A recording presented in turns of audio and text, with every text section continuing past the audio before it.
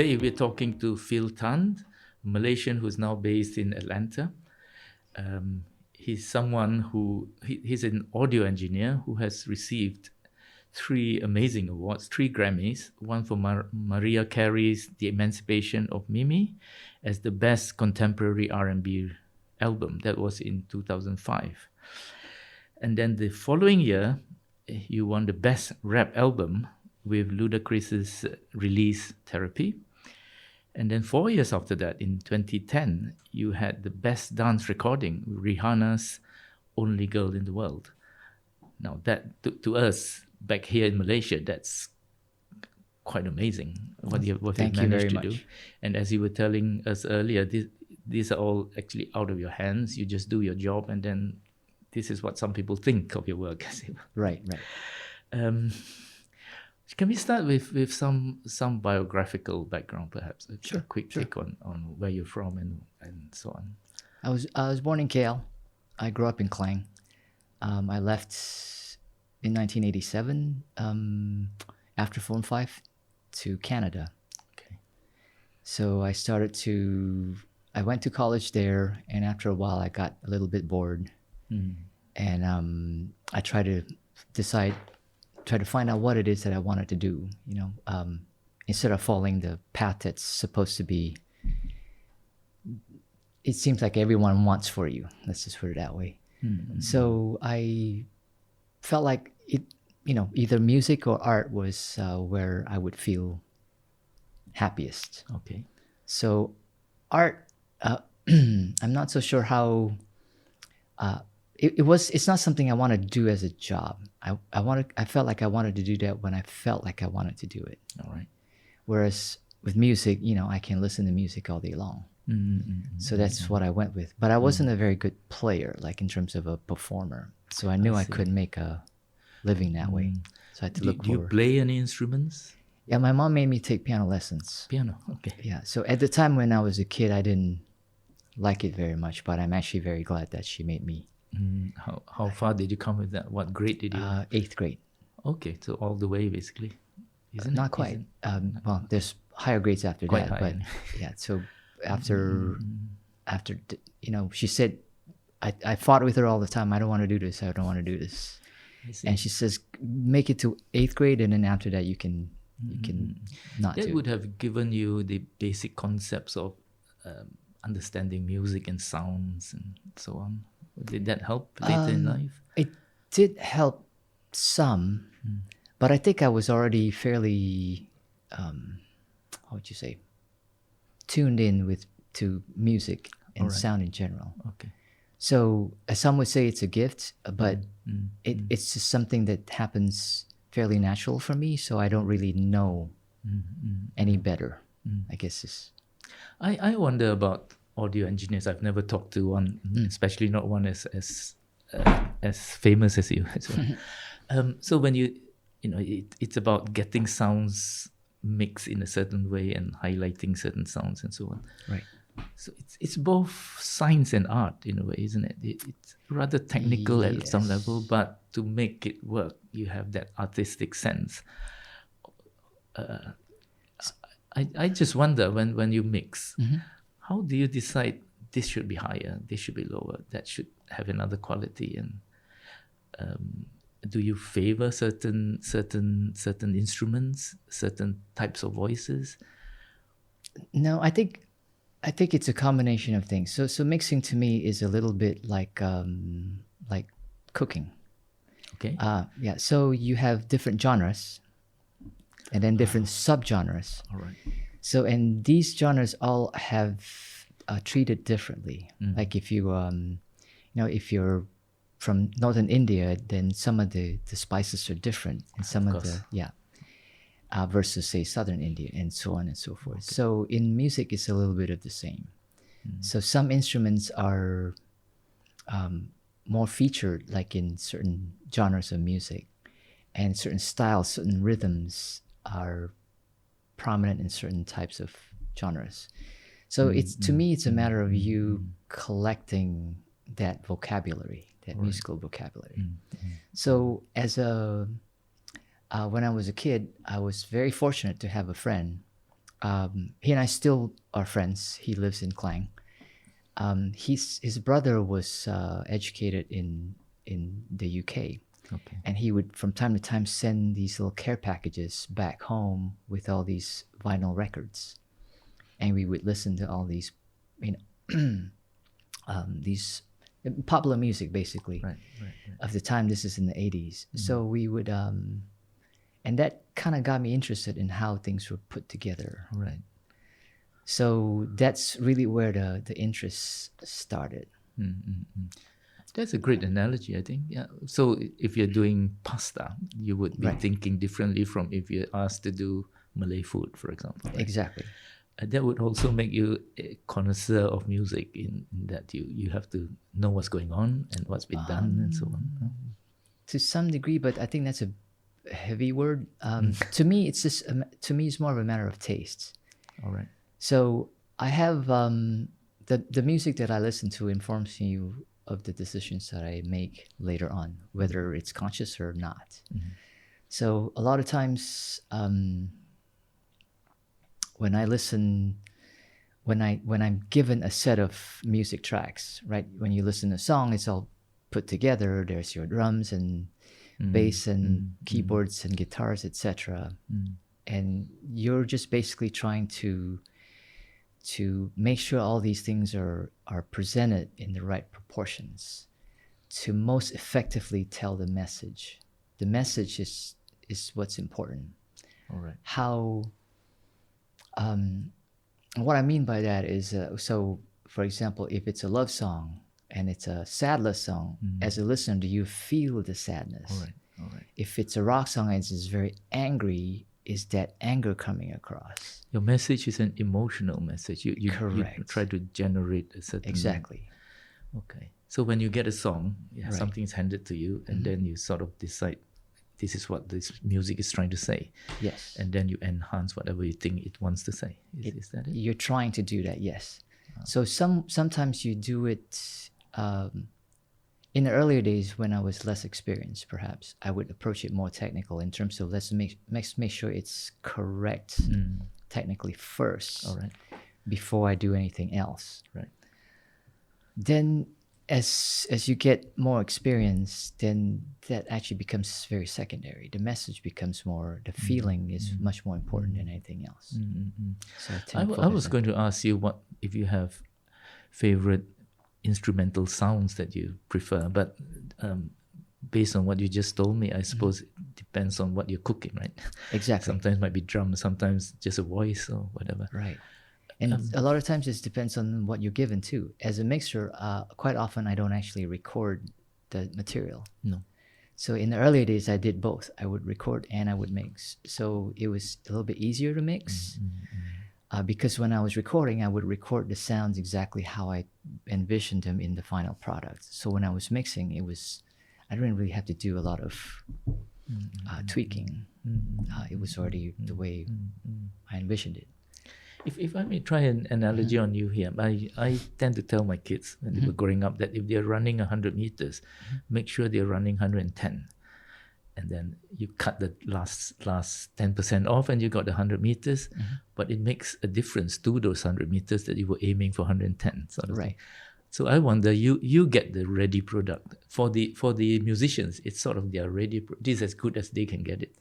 And then Phil Tan comes in and says, well, I'll add that 10%. Sort of. Is there one way of looking at it? Or how much do you change I don't the know, thing? actually. To me, it's not a numbers type of thing for me. Okay. But yes, I am trying to enhance it. So Right. in some ways, you could look at it like I'm as a makeup artist for music as well. So you start with again, let's just say you have you're doing a horror movie, and your antagonist has to look very frightening. Right. Right. So your makeup artist's job is to make that person look as frightening as possible.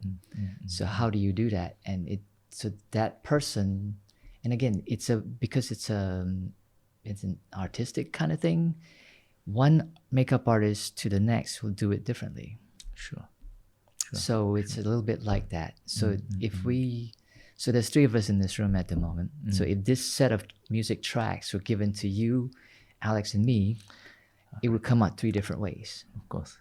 And even among professionals, it would come out 3 different ways. It's the same as if you were to go into a classroom with kids and give them a piece of paper and a pen and say, draw a circle. Everyone would draw it differently. Some would draw it big, some would draw it small, some would draw it in a corner, etc. And so it's there's no right way of doing this. You just have to try to connect with the creator's vision of how the song is supposed to be. And hopefully you meet that, or hopefully exceed it, actually. So that leads me to a question that's been at the back of my mind since we started talking. It's about that bit that your client comes to you. This is what we have, and then he might have certain requests or certain directions for you. I assume, given those instructions, you would also have to think of what's going on in the music business at the moment. Is that important? If that's important to the client, yes. Okay. Otherwise, so in some cases, it's not important to the client. I see. They're not making.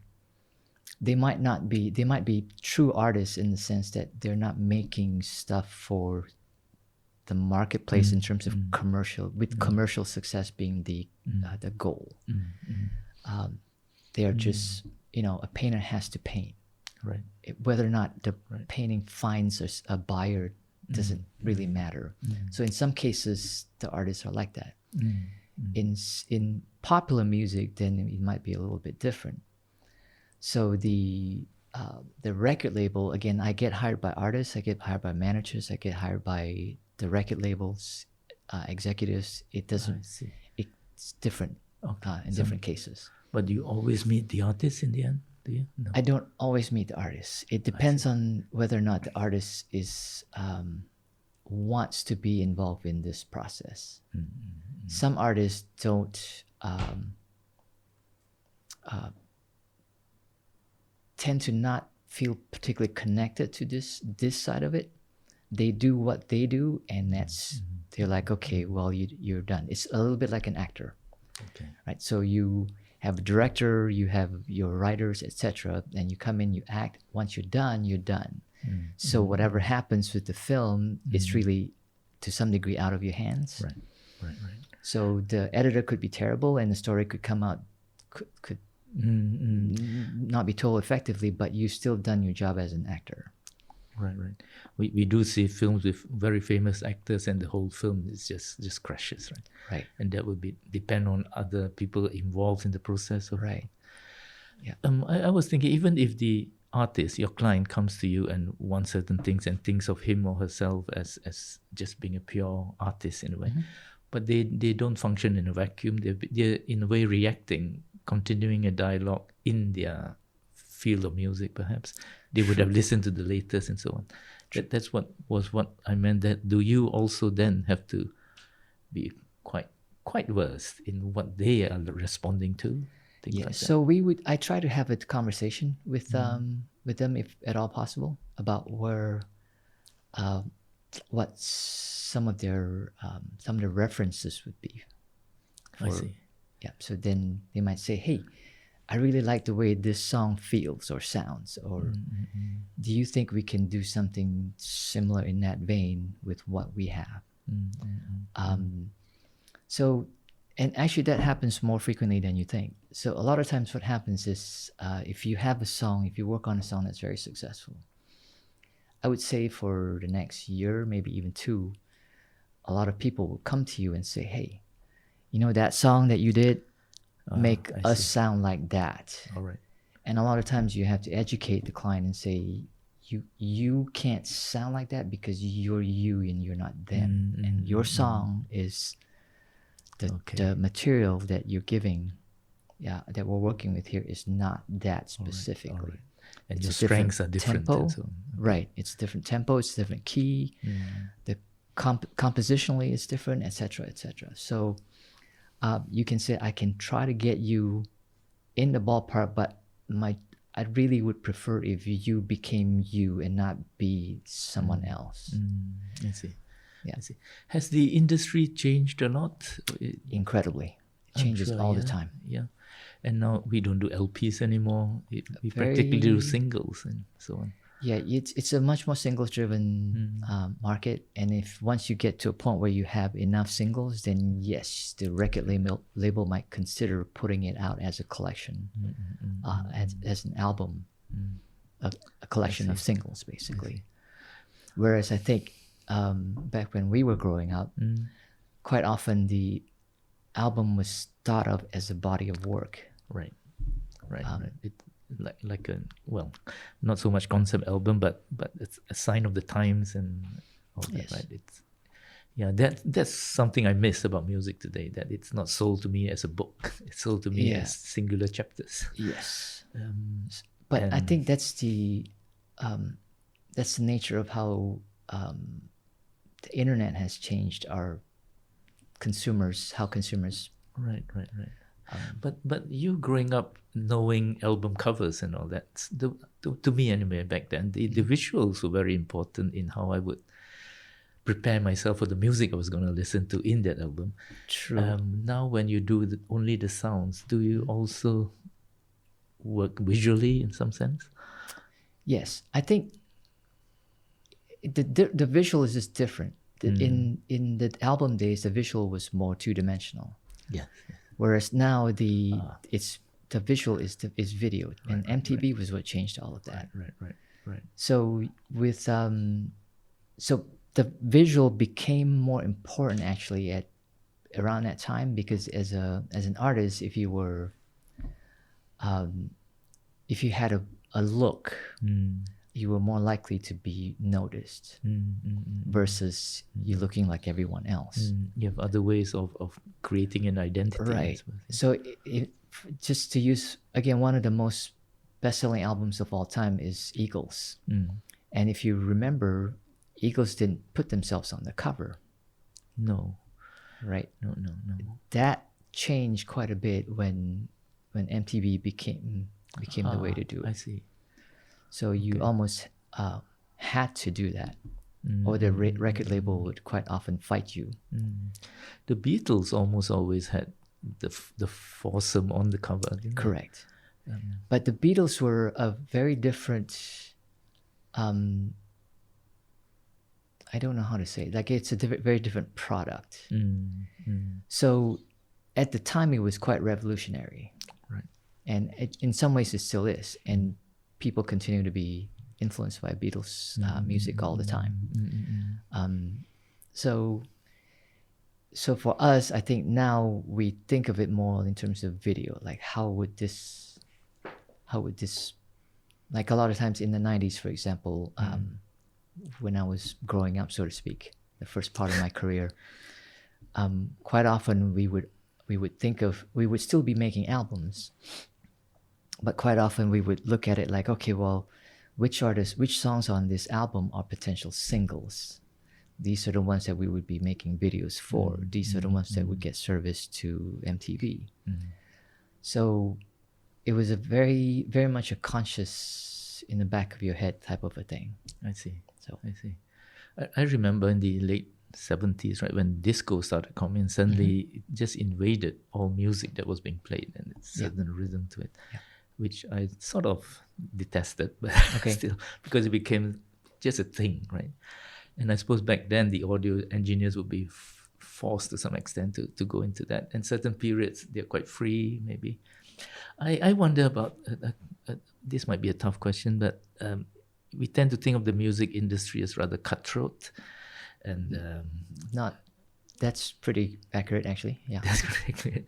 And that in many cases they just make full use of these young people making the music, and the money machine takes over, as you know. Well, welcome to the machine, so on and so forth. Right. Yeah. How do you manipulate that? Are you caught in that sometimes, or are you so much in the back room doing the final product that it doesn't really involve you in the business side of things? That part of it doesn't come into my area. So how that affects me is really it comes down to the budget. So in the 90s or so, the way music was sold was still primarily CDs. So for better or worse, that's just how it was at the time. So every time someone put together so singles were important because they were basically essentially marketing tools for the album. Right. But the album was the goal because that was what made everybody the most money. The problem was because the single was what was important. The executives at the record labels focused on the singles much more than they did on the rest of the tracks. So if you had 3 songs that could be singles, that's all they really cared about. The rest of it, they didn't really care that much. I see. So as a result, it was bad for the consumer. Because if you purchase a CD, let's just say, I don't know, $15 or whatever it is, and you only got 3 good songs and the rest are terrible, then so people started rebelling against it. That's how Napster started. Because the guy basically said, well, heck, if you only want the one song, let's just take the one song and share it amongst ourselves. So the unfortunately, the music business, instead of saying, hey, look, this is a new opportunity for us, they reacted in a way that was, in some ways, bad for themselves. Like they started suing basically their customers for file sharing. I see. Wow. So it took Apple to basically say, hey, look, how about a compromise? Like you can, instead of buying a whole album, you are now allowed to buy individual tracks if you choose to. Okay. So that's how it happened. So it became more track driven. Did that lead to, now I don't know if this is, did that lead to musicians having to make their money by touring more than selling singular? That's part of it. Part of it. But I don't think the musicians particularly complain about that. No. Because musicians are, they're performers. They want to connect with their audience. And yes, it's different than being able to connect instantly with a worldwide audience via the net. But there's something that feeds the artistic soul when you're in front of your audience. Right. That leads me, I think this might be a major question to you.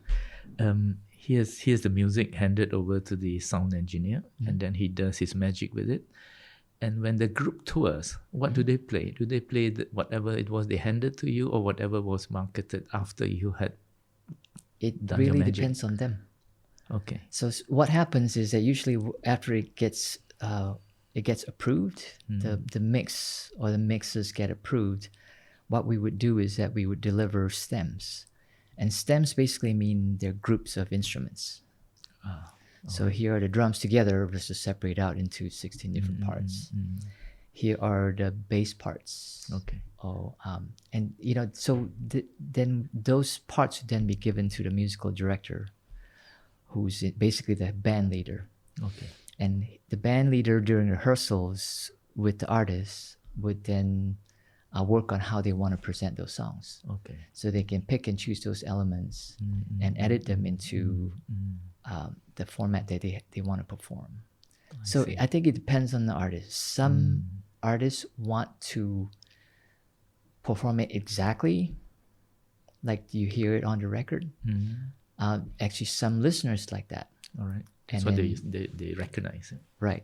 And some artists say, well, you already have the album. Let's give you a completely different version of it. So you get the live version that might be more closer to the original than in some cases. Yeah, sometimes. But to me, I feel like as a piece of music doesn't need to exist in one form. It can exist in many, many forms. Of course. Right. So I would much rather hear something new when I see you perform than hear the same thing that I've already heard a million times. It's like one go of having a sunflower series. Right, exactly. There's not only one shot of Yeah. one painting of it. One last question, perhaps to you. Yeah, I like your analogy of the sound engineer being a cook in a way.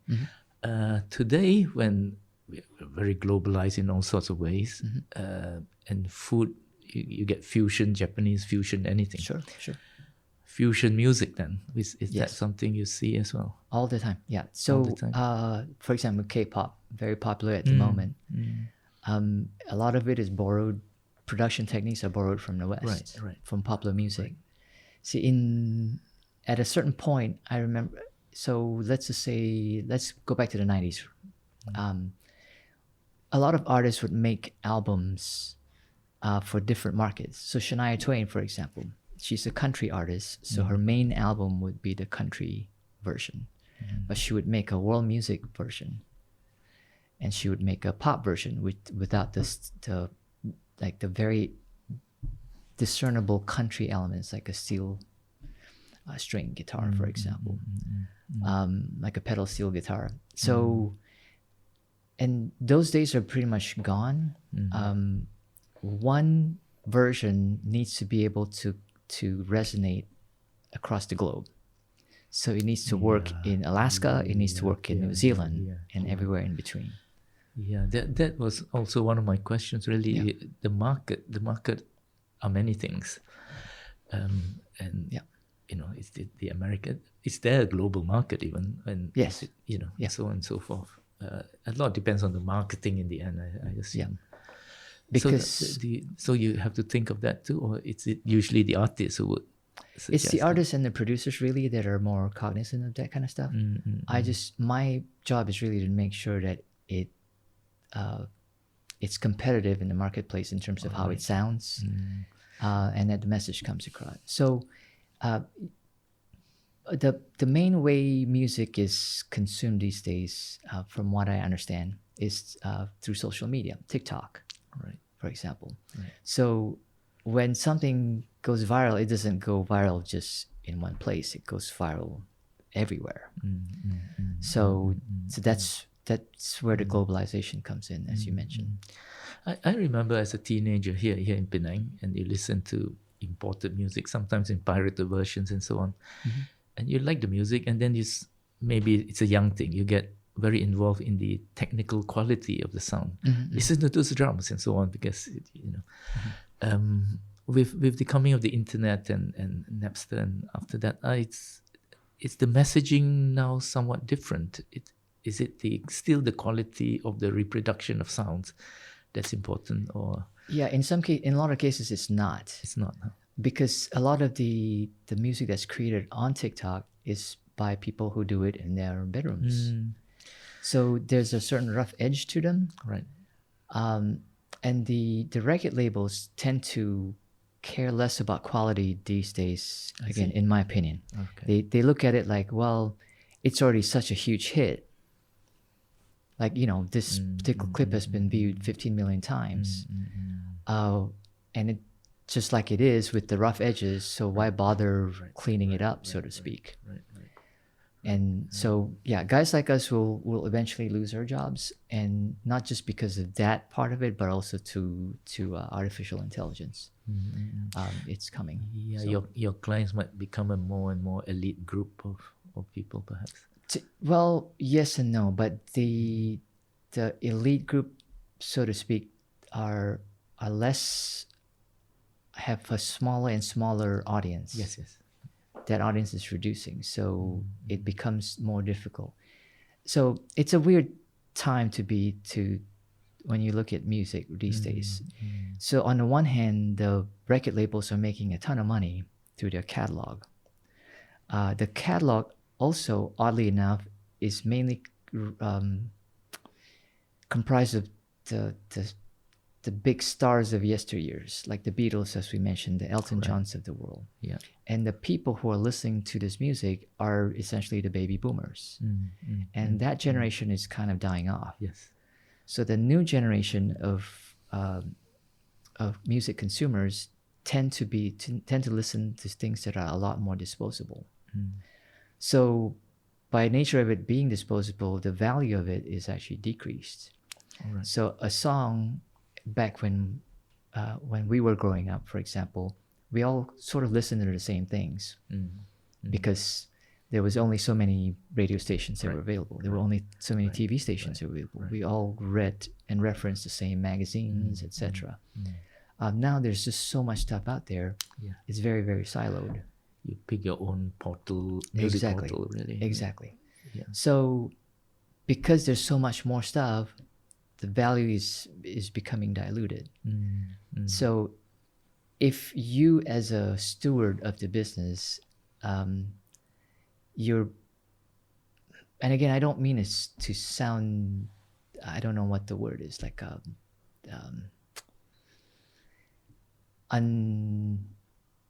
I don't know really what the word is like. Okay. So, but anyway, if they don't care about the quality of their own product, it eventually will become a problem. I see. Right. So because everything now becomes, there's no quality control, I guess is what I'm saying. Okay. Yeah. I see. Yeah. Well, one could say that about many aspects of what the internet has done to the world, really. True. Right? Yes. Very true. The excessive globalization doesn't create a unity; it creates disparate parts. Correct. Yes. Isn't it?